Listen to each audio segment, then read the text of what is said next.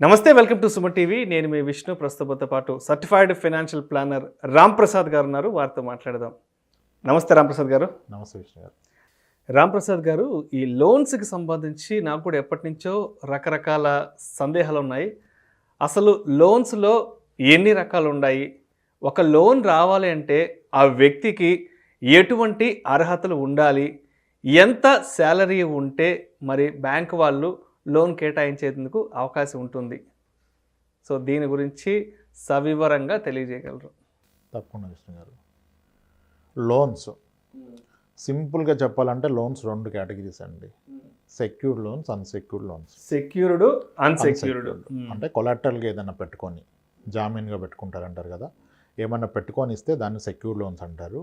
ఏది పెట్టుకోకుండా ఇస్తే దాన్ని అన్సెక్యూర్డ్ లోన్ అంటారు. Very simple example for unsecured loan is credit card కానీ పర్సనల్ లోన్ కానీ. అంటే అక్కడ మీరు జామీన్గా ఏం పెట్టట్లేదు. రైట్. అంటే మీరు సెక్యూర్డ్ లోన్ తీసుకున్నట్లయితే మీరు సెక్యూర్డ్, బ్యాంక్ అన్సెక్యూర్డ్. బ్యాంకర్ రిస్క్లో ఉండిపోతాడు, మీకు డబ్బులు ఇచ్చినోడు రిస్క్లో ఉండిపోతాడు కదా, ఆడి దగ్గర మీ జుట్టు లేదు కదా. అదే మీరేమన్నా ఆయన దగ్గర కుదువ పెట్టి, తాకట్టు పెట్టి, కొలెటరల్గా పెట్టి, గ్యారంటీగా పెట్టి తీసుకున్నట్లయితే దాన్ని సెక్యూర్డ్ లోన్ అంటారు. మీరు ఇల్లు కొనుక్కోవడానికి లోన్ తీసుకున్నారు, that is secured loan. Secured loan. మీ ఇంటి పేపర్లు బ్యాంకర్ దగ్గర ఉన్నాయి కాబట్టి రిస్క్లో ఎవరున్నారు? మనమే ఉంటాం. yes. మీరు పర్సనల్ లోన్ తీసుకున్నారు, రిస్క్లో ఎవరున్నారు? బ్యాంకర్ రిస్క్లో ఉంటారు. ఎస్. కాబట్టి అన్సెక్యూర్డ్ లోన్స్ ఇవ్వడానికి చాలా ప్రాసెస్ ఫాలో అవుతారు.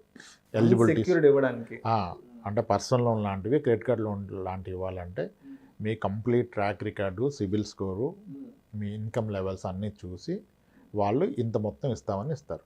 మీరు సెక్యూర్డ్ లోన్ తీసుకున్నప్పుడు మీరు ₹1,00,00,000 ప్రాపర్టీ కొన్నారు, 50 లక్షలు 70 లక్షలు లోన్కి వెళ్తున్నారు, బ్యాంకర్కి సేఫ్. కాస్త అటు ఇటు కొన్నా మీకు లోన్ ఇవ్వచ్చు. ఓకే. అలాగే కార్ లోన్కి వెళ్తున్నారు, బ్యాంకర్ సేఫ్, ఎందుకంటే వెహికల్ ఆయన పేరు మీద ఉంటుంది, ఎప్పుడైనా రికవర్ చేసుకోవచ్చు. గోల్డ్ లోన్కి వెళ్తున్నారు, ఇంకా సేఫ్ బ్యాంకర్. ఎస్, అలా ఇస్తారు. అయితే ఈ సెక్యూర్ లోన్స్లో కూడా మీకు ఇన్కమ్ ఉంటేనే లోన్ ఇస్తారు. అంటే కొన్నిట్లో ఇన్కమ్ లేకుండా లోన్ ఇస్తారు. ఇది చాలా ఇంపార్టెంట్ పాయింట్. సెక్యూర్ లోన్, ఇప్పుడు నేను హౌస్ కొంటాను, ₹1,00,00,000 ప్రాపర్టీ కొంటాను, నా దగ్గర 50 లక్షలు ఉంది, మీరు నాకు 50 లక్షలు లోన్ ఇవ్వండి అంటే మీకు ఇన్కమ్ ఏముంది, మీరు ఎలా పే చేస్తారో అడుగుతారు. సో మనకున్న ఆదాయ మార్గం ఏంటనేది ఎలా పే చేయాలి? How do you repay? నెల వచ్చే లోపల ఈఎంఐ ఎలా కడతారు, సర్వీసింగ్ ఎలా చేస్తారనేది క్వశ్చన్ కదా. అలా చేయకే కదా చాలా బ్యాంక్స్ ఇబ్బందుల్లో పడ్డాయి కార్పొరేట్స్కి లోన్స్. ఓకే, వీళ్ళు కార్పొరేట్ విషయంలో చేయరు కానీ ఇండివిజువల్ విషయంలో చాలా కేర్ఫుల్గా ఉంటారు బ్యాంకర్స్. సో మీరు ఎలా రీపే చేస్తారు, మీ ఇన్కమ్ ఎంత అంటే ఇన్కమ్ సాలరీడ్ అయితే క్లియర్గా పే స్లిప్ మీద తెలిసిపోతుంది. బిజినెస్ వాళ్ళు అయితే ఐటీఆర్లో తెలిసిపోద్ది. చాలా మంది బిజినెస్ వాళ్ళు ఇన్కమ్ ఉంటుంది కానీ ఐటీఆర్ తక్కువ ఫైల్ చేస్తారు, తీరా లోన్కి వచ్చినప్పుడు ఇబ్బంది అయిపోతుంది. ఓకే. సో హోమ్ లోన్ తీసుకోవాలన్నా సరే మీకు ఇన్కమ్ ఉండాల్సిందే. మీరు ₹1,00,00,000 ప్రాపర్టీ కొన్నారు, 50 లక్షలు మీరు పే చేస్తున్నారు, మీకు కావాల్సిన 50 లక్షలు అయినా సరే ఈ 50 లక్షలకి నెలకు ఒక 40,000 ఈఎంఐ ఉంటే మీరు 40,000 ఎలా పే చేస్తారు అనేది క్వశ్చన్ అక్కడ. అప్పుడు మా ఇన్కమ్ ఒక 40,000 ఉందండి పే చేస్తారంటే ఎవడు? మీ ఇన్కమ్ 40,000 ఉంటే మొత్తం ఇక్కడ పే చేస్తే మీరేం తింటారు? ఓకే. అందుకనే ప్రతి బ్యాంకర్కి, అంటే మోరార్లెస్ అన్ని బ్యాంకర్స్కి ఒక రూల్ ఫాలో అవుతారు. అదేంటంటే మీ ఇన్కమ్లో అంటే 1 lakh బిలో ఇన్కమ్ ఉన్న వాళ్ళకి 30,000, 22,000 నుంచి లోన్స్ ఇస్తారు, 18,000 కూడా ఇస్తారు.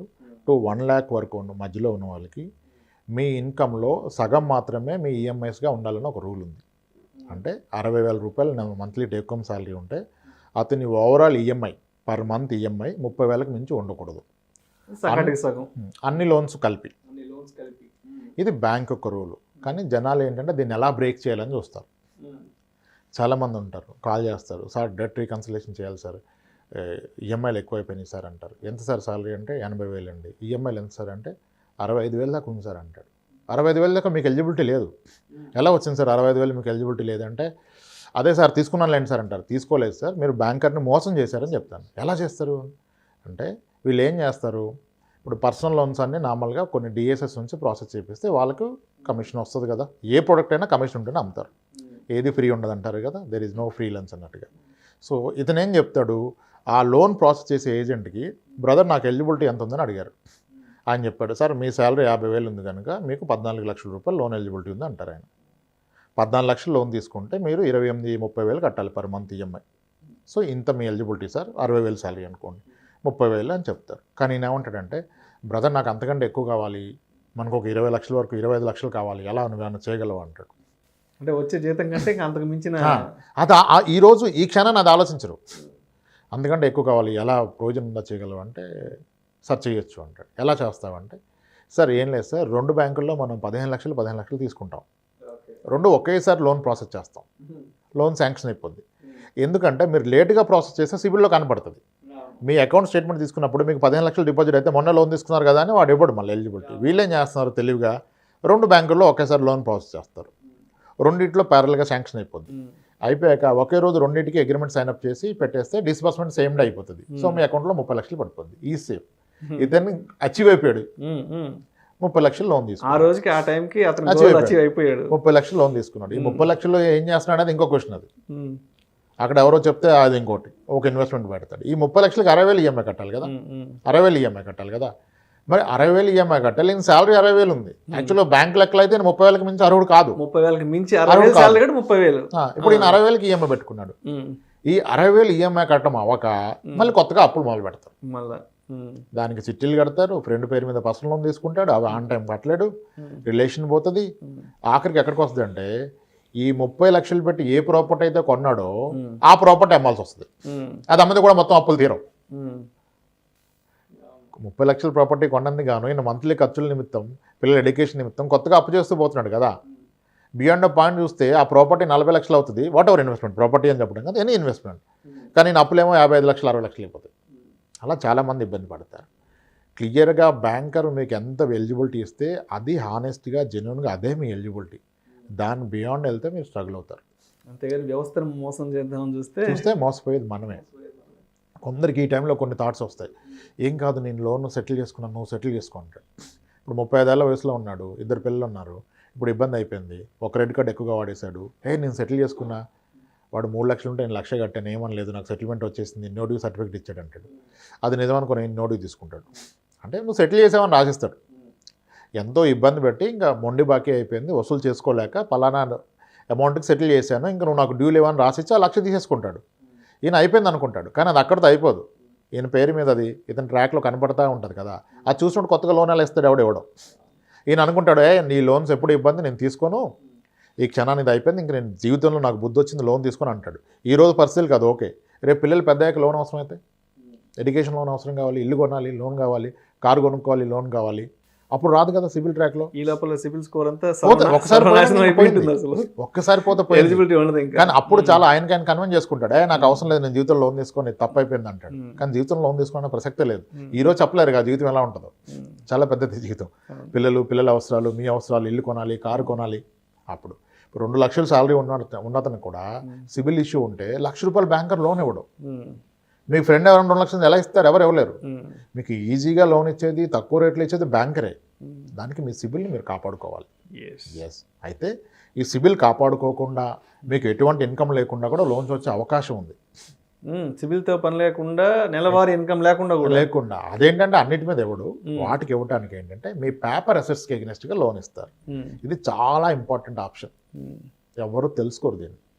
పేపర్ అసెట్స్కి ఇస్తారు. పేపర్ అసెట్స్ అంటే ఏంటి, మీ ఫిక్స్డ్ డిపాజిట్స్, మీ పీపీఎఫ్ ఇన్వెస్ట్మెంట్, మీ మ్యూచువల్ ఫండ్స్, మీ స్టాక్స్, ఓకే, మీ ఇండెక్స్ ఫండ్స్, అంటే స్థిరాస్తులకు కాకుండా మీరు చెప్పినట్టు పేపర్ని చాలా ఈజీ కదా. ఇప్పుడు మీకు ఇంటి మీద లోన్ ఇవ్వమంటే ఇన్కమ్ అడుగుతాడు, గోల్డ్ మీద లోన్ ఇవ్వమంటే ఇన్కమ్ అడగడు, మీ సిబిల్ స్కోర్ అడగడు. ఎందుకు, మీ 10 లక్షల రూపాయలు గోల్డ్ తీసుకెళ్లి వాళ్ళు లాకర్లో పెడితే మీకు 4 లక్షలు ఇచ్చాడు, ఆయనకి ఏమి ఇబ్బంది, ఆయనకి ఇబ్బంది లేదు. 2-3 నోటీసులు ఇస్తాడు, 3వసారి అమ్మేసుకుంటాడు, ఆయన సేఫ్. కాబట్టి దానికి మీకు సిబిల్ అవసరం లేదు, ఇన్కమ్ అవసరం లేదు. అలాగే మీ ఫిక్స్డ్ డిపాజిట్ ఉంది 5 లక్షలు, దానికి అగ్నెస్ట్గా మీరు 3 లక్షలు లోన్ అడిగారు, ఇబ్బంది ఏముంది, మీరు కడితే వడ్డీ కడతారు, కట్టకపోతే 5 లక్షలు అడ్జస్ట్ చేసుకుంటాడు. మీ ఇన్సూరెన్స్ పాలసీకి అగ్నెస్ట్గా లోన్ ఇస్తారు. వాటికి ఇటువంటి లోన్స్ కంటే ఇవన్నీ పేపర్ అసెట్స్ గుర్తుపెట్టుకోండి. ఒక గోల్డ్ పక్కన పెడితే మీ ఫిక్స్డ్ డిపాజిట్స్ కానీ, మ్యూచువల్ ఫండ్స్ కానీ, మీ స్టాక్స్ కానీ, ఇవన్నీ ఏంటి, పేపర్ అసెట్స్, పేపర్ మీద ఉన్నాయి. ఆ పేపర్ ఆయన దగ్గర ఉన్నప్పుడు పూర్తి రైట్స్ ఆయన దగ్గర ఉంటాయి, కాబట్టి ఆయన కంఫర్టబుల్గా ఇస్తాడు. మీకు ఇన్కమ్ లేకపోయినా, సిబిల్ స్కోర్, సిబిల్ మొత్తం పోయినా సరే మీకు లోన్ రావాలంటే మీ ఇన్వెస్ట్మెంట్స్కి ఎగ్నెస్ట్గా ఇస్తారు. ఆ ఇన్వెస్ట్మెంట్స్ కూడా పేపర్ ఇన్వెస్ట్మెంట్స్కి ఎగ్నెస్ట్గా చాలా ఈజీగా లోన్ ప్రాసెస్ అయిపోద్ది. మీరు మ్యూచువల్ ఫండ్స్కి ఎగ్నెస్ట్గా లోన్ అప్లై చేసినా, ఎఫ్డీకి ఎగ్నెస్ట్గా చేసినా సేమ్ డే ప్రాసెస్ చేస్తారు, లేదా నెక్స్ట్ డే ఇస్తారు. కానీ మీరు ప్రాపర్టీకి ఎగ్నెస్ట్గా లోన్ అప్లై చేస్తే మీ ప్రాపర్టీ లీగల్ వెరిఫై చేయాలి, టెక్నికల్ చూడాలి, ప్లాన్ కాపీ చూడాలి, ప్రాపర్టీ ట్యాక్స్లు చూడాలి, దాని లింక్ డాక్యుమెంట్స్ చూడాలి, అదంతా చేసి 1 వీక్ తిరిగి అప్పుడు మీకు అప్రూవ్ చేస్తారు. మళ్ళీ మీ ఇన్కమ్ మీ సిబిల్ చూసి. ఓకే, సో ఇవి సెక్యూర్ లోన్స్ కానీ వెరీ సింపుల్, ఈజీ. మీ ఇన్వెస్ట్మెంట్ డిస్టర్బ్ చేయకుండా దానికి ఎగ్నెస్ట్గా లోన్ తీసుకోవచ్చు. అక్కడ కూడా మళ్ళీ మీరు ఆలోచించాలి, మీ ఇన్వెస్ట్మెంట్ ఏ పర్సెంటేజ్లో గ్రో అవుతుంది, మీరు లోన్ ఏ పర్సెంట్లో తీసుకున్నారు. ఇప్పుడు ఎండోమెంట్ పాలసీ తీసుకుంటారు, endowment policy, life insurance, very traditional policy. దాంట్లో ఎంత రిటర్న్ వస్తుంది అనేది ఎవరు ఆలోచించరు. దాంట్లో గట్టిగా తిప్పి కొడితే 5% మించి రిటర్న్ రాదు, 4.65 వస్తుంది. దానికి ఎగ్నెస్ట్గా లోన్ తీసుకుంటారు 9.25 10%లో. అంటే ఇది ఎలా ఉంటుంది, మీరేమో పలానా అతనికి రూపాయి వడ్డీకి డబ్బులు ఇచ్చారు, మీకు డబ్బులు అవసరం ఉంటే 2 రూపాయలు వడ్డీకి తీసుకున్నారు ఆయన దగ్గర. దాని బదులు మీ ఇన్వెస్ట్మెంటే బ్రేక్ చేయడం బెస్ట్ కదా. ఎండోమెంట్ పాలసీలు ఇలా చేస్తారు. అదే ఈక్విటీ షేర్స్ కానీ మ్యూచువల్ ఫండ్స్ కానీ వీటిలో ఏంటి, మీకు అవి 11-12%లో గ్రో అవుతున్నప్పుడు మీరు 9%లో తీసుకుంటే తప్పలేదు కదా. You are not disturbing your investment and your taking a loan against that. Paper అసెట్స్కి అగెన్స్ట్గా లోన్ ఏ పరిస్థితుల్లో అయినా వస్తుంది. And paper assets are very easy to manage.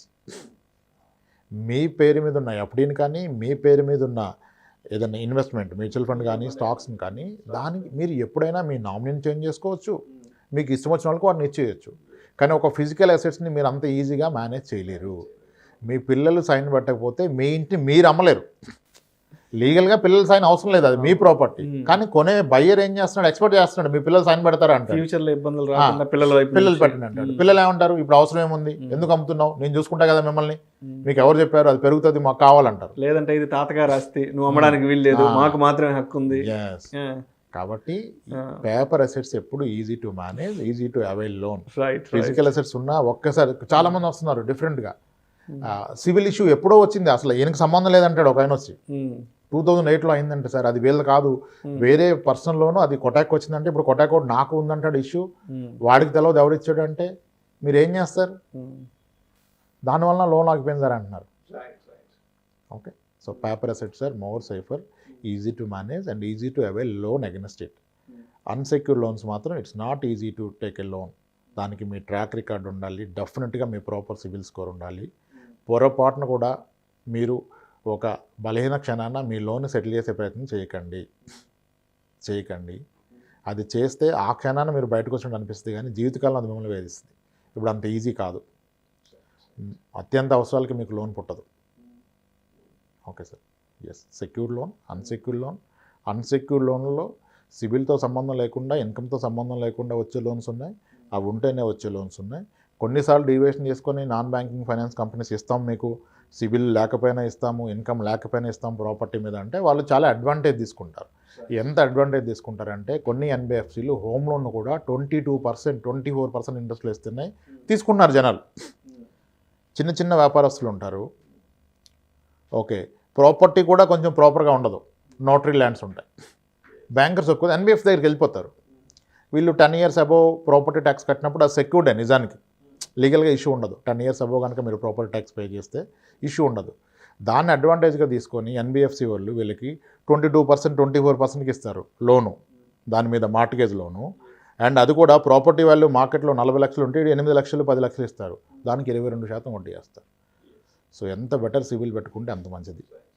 And paper assets పెట్టుకుంటే ఇంకా ఈ సిబిల్తో సంబంధం లేకుండా కూడా మీకు లోన్ వస్తుంది. Thank you sir, thank you so much Ramprasad గారు. లోన్లలో ఎన్ని రకాలు ఉన్నాయి, ఒక వ్యక్తికి లోన్ రావాలంటే ఎటువంటి అర్హతలు ఉండాలి, అదేవిధంగా శాలరీని బట్టి బ్యాంక్ వాళ్ళు ఎంత మేర లోన్ కేటాయిస్తారు అనే అంశాల గురించి ప్రేక్షకులకు మీ అద్భుతమైన విశ్లేషణ ద్వారా వివరించారు. Thank you so much sir. Thanks అండి విష్ణు గారు.